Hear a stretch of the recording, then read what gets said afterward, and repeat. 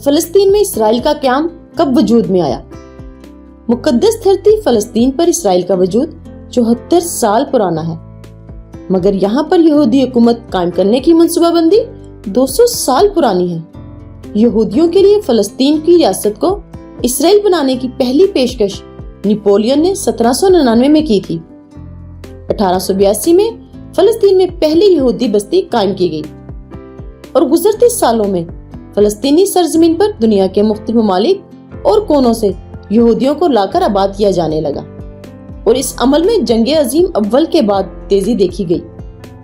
جنگ عظیم اول کے خاتمے کے بعد برطانیہ اور فرانس نے مشرق وسطیٰ کے متعدد ممالک اور خطوں پر کنٹرول حاصل کر لیا تھا اور فلسطین انگریزوں کے حصہ میں آیا۔ برطانوی کابینہ کے یہودی اراکین نے 1915 میں تجویز پیش کی کہ فلسطین کی سرزمین پر یہودیوں کا ملک بنایا جائے۔ اس کے بعد امریکہ اور برطانیہ میں اس ریاست کے قیام کے لیے کوششیں تیز ہوئیں۔ 1922 میں اس وقت کے عالمی ادارہ لیگ آف نیشن نے بھی فلسطین پر یہودی ریاست کی منظوری دے دی۔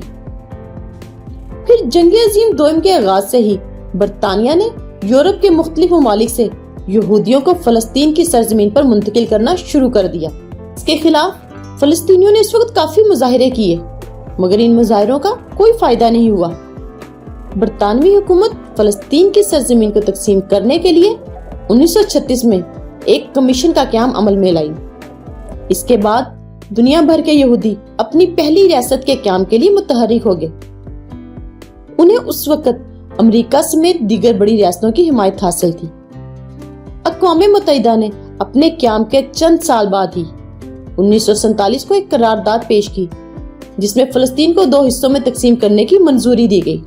اقوام متحدہ نے 23 ستمبر 1947 کو ایک ریزولوشن 181 کے تحت فلسطین کو یہودیوں اور عرب قوم میں تقسیم کر کے بیت المقدس کو ایک الگ اور خود مختار حیثیت دے دی، جس کے بعد یہودیوں نے برطانیہ اور دیگر ممالک کے تعاون سے فلسطین میں خون ریزی شروع کر دی۔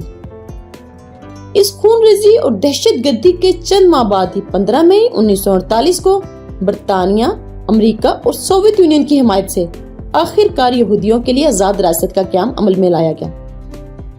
اسرائیل کے قیام کا اعلان داؤد بن گورین نے کیا، جس سے بانی اسرائیل اور اسرائیل کے پہلے وزیر اعظم بننے کا اعزاز بھی حاصل ہے۔